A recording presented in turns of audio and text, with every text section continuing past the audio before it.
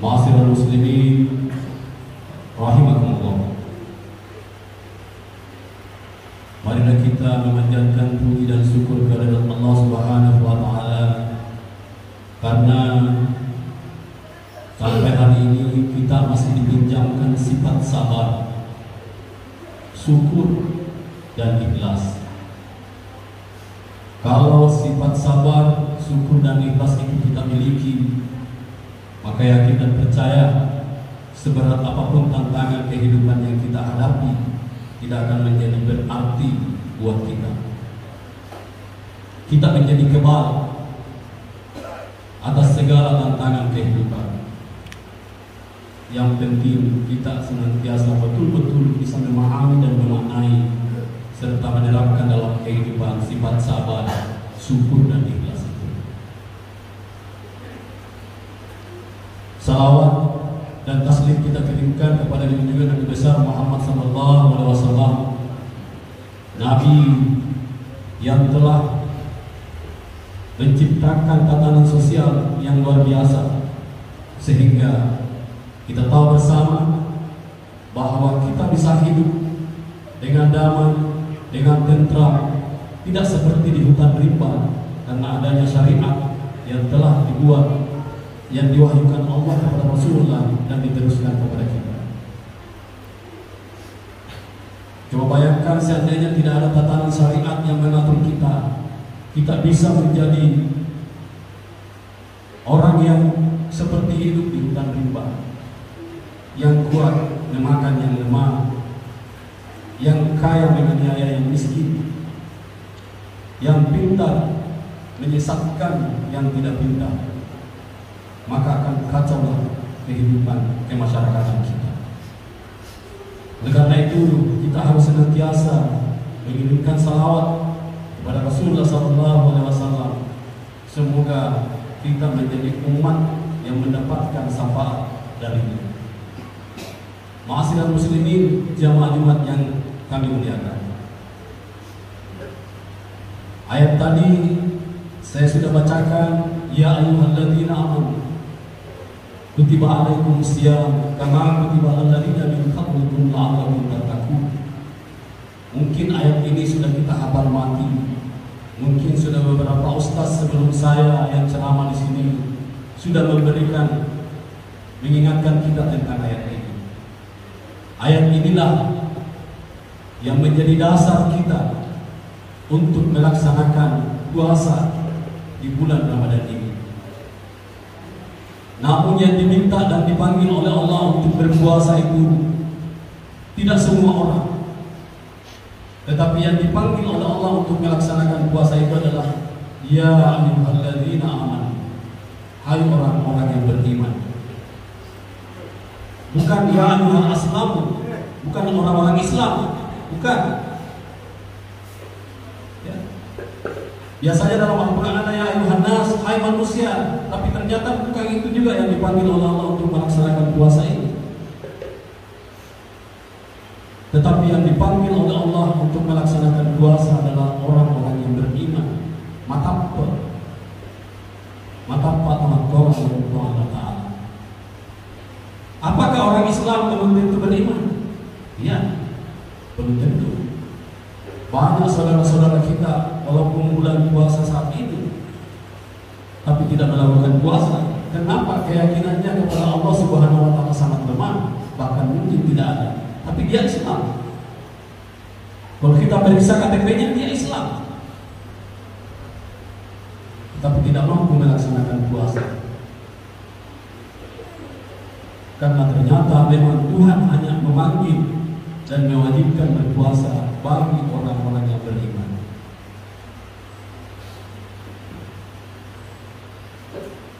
Jadi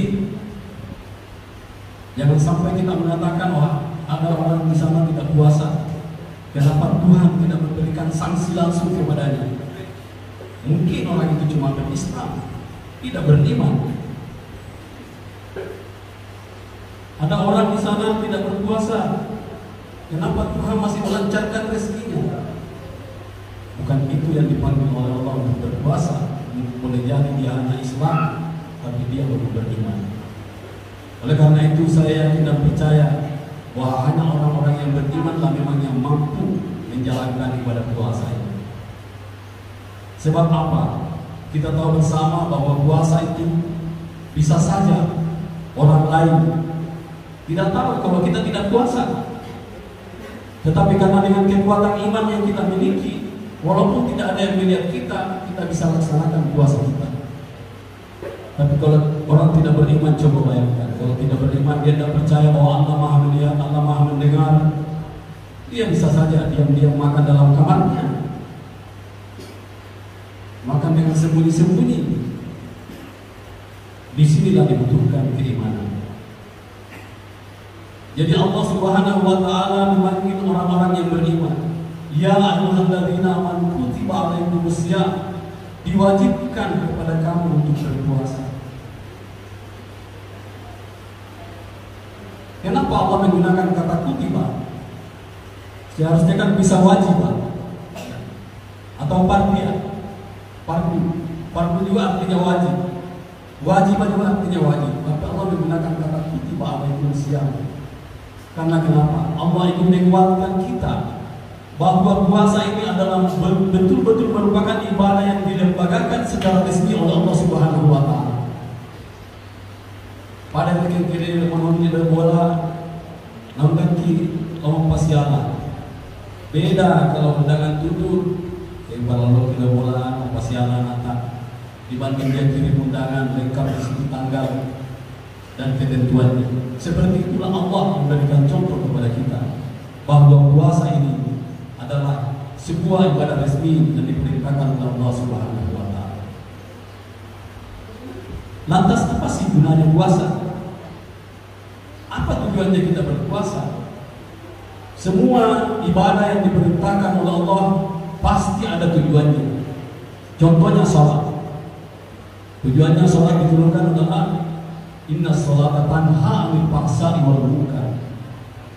Sesungguhnya sholat itu adalah untuk mencegah kita dari berbuat keji dan berbuat munkar.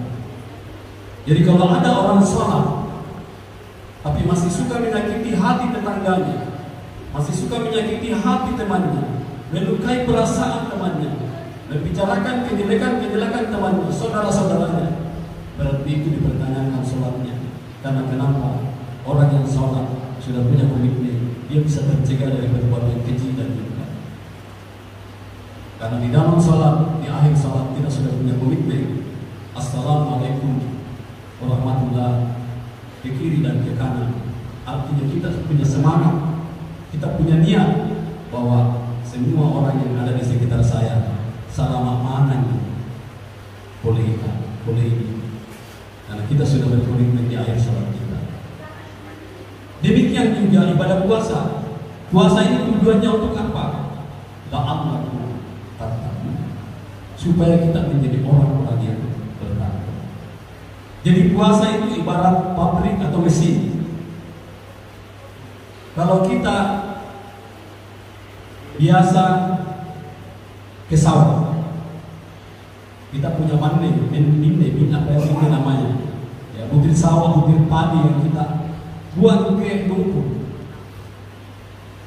Jadi tadi butir padi kita buang ke lumpur, itu akan berproses menjadi apa? Dia akan menjadi tanaman padi. Setelah dia menjadi tanaman padi, dia berproses lagi akan menjadi apa? Kalau di sini orang bilang resa, gabah. Kita lihat gabah. Gabah itu ditaruh di depan rumah, dijemur sampai kering, panasnya matahari. Itu gabah. Itu berproses. Jadi sebutir padi tadi berproses menjadi gabah. Terus kemudian setelah menjadi gabah, kita masukkan lagi dalam penggilingan pabrik, dia akan menjadi beras. Setelah dia menjadi beras, dia naik pangkat. Kenapa dia naik pangkat? Yang tadinya kita taruh di bawah kolong rumah, kita simpan di jalanan, kita jemur, dia akan naik di atas rumah kita, masuk di papan basah atau di karung beras kita. Berarti dia naik pangkat, sudah naik posisinya. Yang tadinya di lumpur, ditaruh di jalan, dijemur, kemudian setelah menjadi beras, dia menjadi naik pangkatnya di atas rumah. Setelah itu kita masak itu beras. Setelah dimasak, dipanasi dengan api, dia akan menjadi nasi. Dan setelah menjadi nasi, dia akan menyatu dengan kita, si pemiliknya. Seperti itulah hakikat puasa kita. Bahwa kita berpuasa itu kita berproses.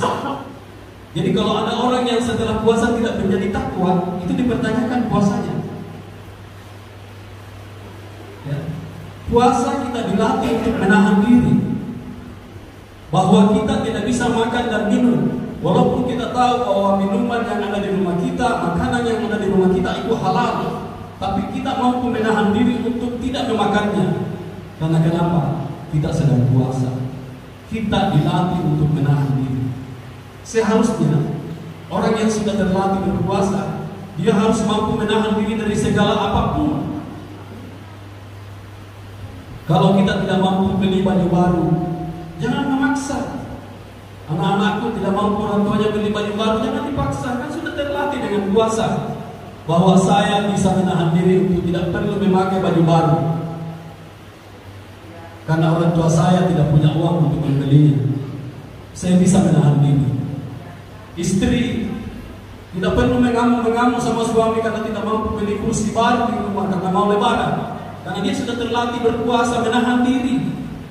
Bahwa air minum saja, air putih saja halal saya minum, saya bisa menahan diri untuk saya tidak minum, karena memang kita dilarang untuk meminumnya pada siang hari. Kenapa tidak? Saya bisa menahan diri untuk tidak memiliki kursi baru karena suami saya tidak memiliki uang untuk beli. Kita bisa menahan diri. Jadi seharusnya puasa yang kita lakukan itu memberi kita pelajaran untuk senantiasa menahan diri.